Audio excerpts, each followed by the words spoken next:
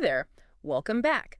Today we're tackling a topic that's probably on your mind more than you realize. The world of educational testing. Yeah.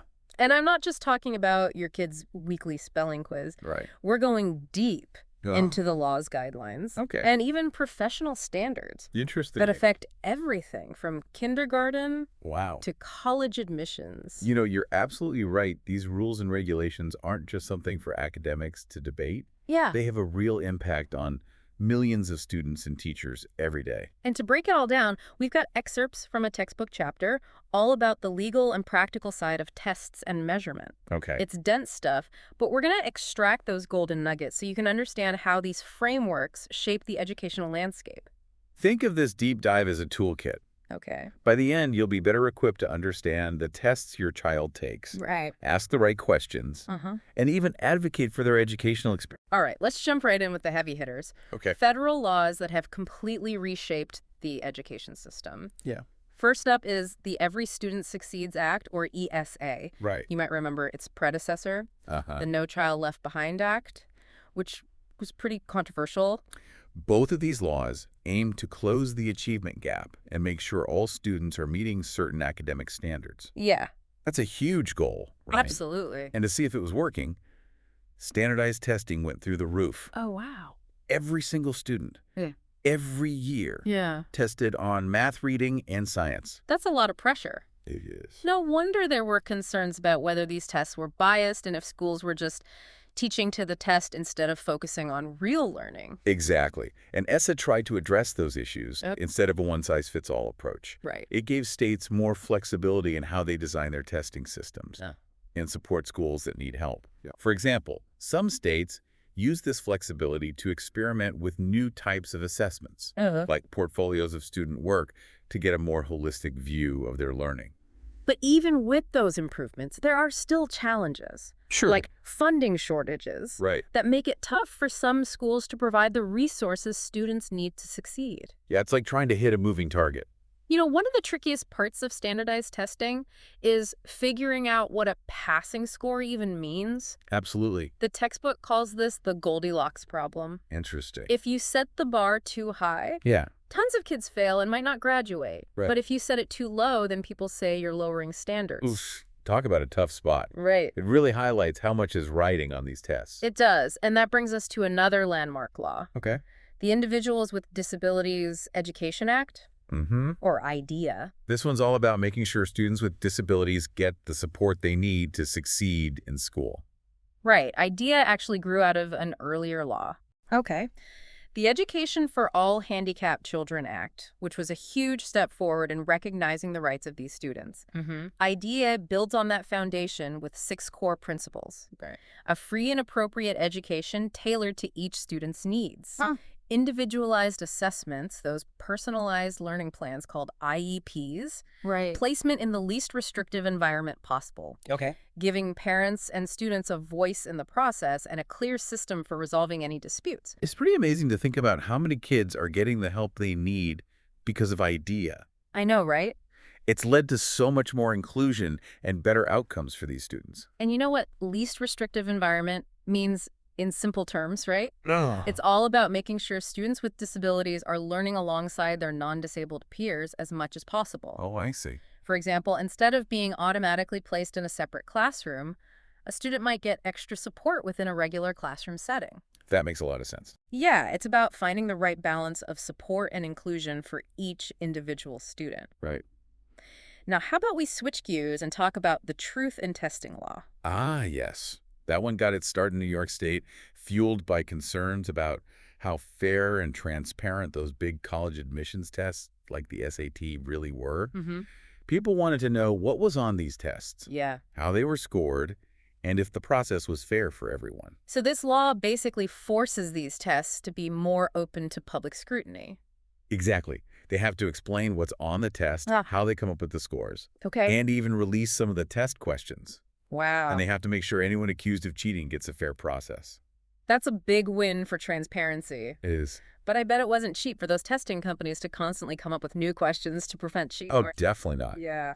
But you know what's interesting? What? This law, combined with other factors, like the pandemic, actually led a lot of colleges, even some really prestigious ones, Mhm. to make the SAT and ACT optional for admission.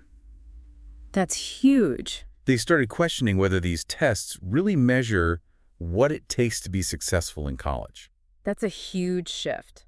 All right, before we move on, let's talk about one more law that affects all of us who have ever stepped foot in a school. Okay, FERPA. the Family Educational Rights and Privacy Act. Yeah, FERPA is all about protecting your child's privacy and making sure you have access to their educational records. Oh. It gives you the right to see those records, Okay. request corrections if something's wrong, and limits who the school can share that information with. So that's why teachers can't just post everyone's grades publicly. Right.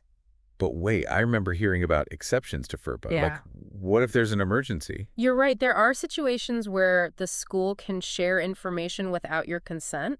Like if your child is transferring to another school. Right. Or if there's a serious health or safety concern. Okay, so it's not a complete lockdown on information. Yeah. But it's there to make sure student privacy is respected. Imagine you're trying to get a copy of your child's school records and the school refuses, saying it's confidential. Oh, wow. FERPA gives you the right to access those records and challenge anything you think is inaccurate. I see. It's about giving parents a voice in their child's education and protecting their privacy. It's like having a legal guardian for your child's information. Exactly. Now, we've covered a lot of legal ground. We have. But there's another layer to this whole testing world. Uh-huh. Ethical considerations. Our textbook chapter includes a timeline of major events that has shaped how we think about research ethics, Okay. which is closely tied to testing ethics.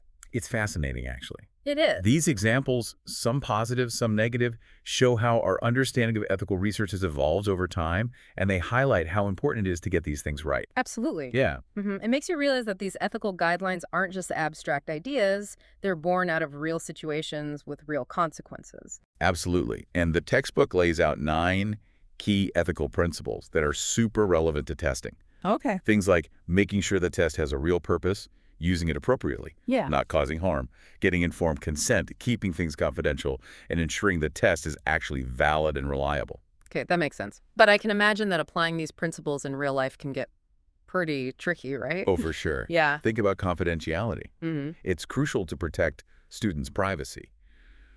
But what happens if a teacher suspects a child is being abused? Right. They might be obligated to report that, even if it means breaking confidentiality. So it's all about finding that balance between protecting privacy and ensuring the well-being of the student. Right. It's definitely not always black and white. Right. And that's where professional judgment comes in. Okay. Now, to guide those judgments, there are also professional standards, Yeah. specifically for testing. You mean like a set of rules that everyone in the testing world has to follow? Exactly. Yeah. They're called the Standards for Educational and Psychological Testing. And they're like the Bible for anyone involved in testing, from teachers creating classroom quizzes to psychologists administering IQ tests. These standards cover everything from making sure tests are fair and unbiased to understanding the limits of test scores. So these standards help professionals make ethical decisions and use tests responsibly. You got it. Okay. And they also emphasize the importance of not blindly relying on computer-generated interpretations of test results. Okay. It's like, yeah, your GPS can tell you how to get somewhere, but you still need to pay attention to the road and make sure you're not heading into a lake. That's a great analogy. It's a good reminder that technology is a tool, but human judgment is still essential, especially when dealing with something as complex as human potential. Absolutely. Now, we've covered the laws, Yeah. the ethics, and the professional standards, but the world of testing is constantly evolving. What are some of the hot topics and debates that are shaping this field today? Well, one fascinating phenomenon is the Flynn effect, which has really puzzled researchers. Okay. It's the observation that IQ scores have been steadily rising across generations. Wait, so does that mean we're actually getting smarter as a species? But if that's the case, shouldn't our tests be getting harder? That's a great question. Yeah. It does make you wonder if our tests are becoming too easy or if there's something else going on, and that's where the debate comes in. I see. Some experts say it's due to better nutrition or improvements in education, while others point to things like increased exposure to problem solving through technology and media. So we're not exactly sure why scores are going up, but it definitely has implications for how we design and interpret tests. Right.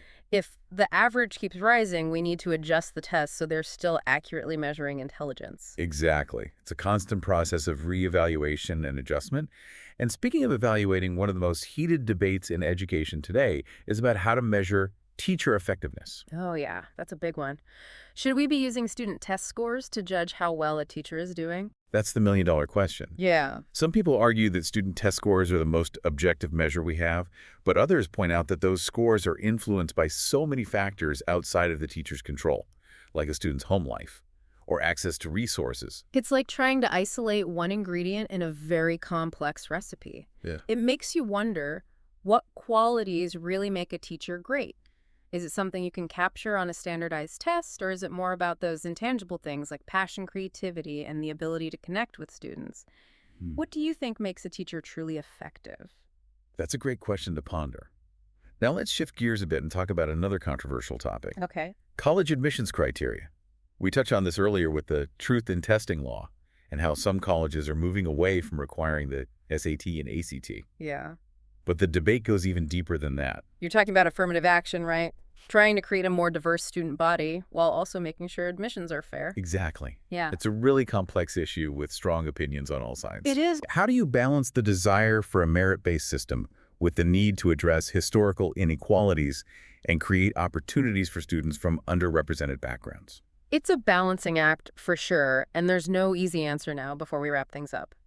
I want to circle back to the textbook and dive into some specific standards from the standards for educational and psychological testing that I think are really important for anyone to understand, whether you're a parent or student or just someone who cares about fair testing practices. Sounds good to me.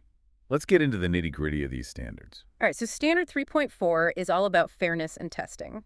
It says that everyone taking a test should be treated equally during the test itself, and when the scores are calculated, seems pretty straightforward, right? It does, but think about all the different needs people might have.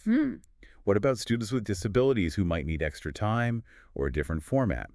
Or students who aren't native English speakers? So this standard is about making sure the playing field is level, even if that means making adjustments for individuals. Exactly. And that goes for scoring, too. Okay. Everyone's test needs to be scored using the same rules no matter who they are or where they come from. That makes sense. Okay, what about standard 3.13? This one talks about administering a test in the language that's most relevant and appropriate. This one's all about making sure language doesn't become a barrier to showing what you know. Yeah.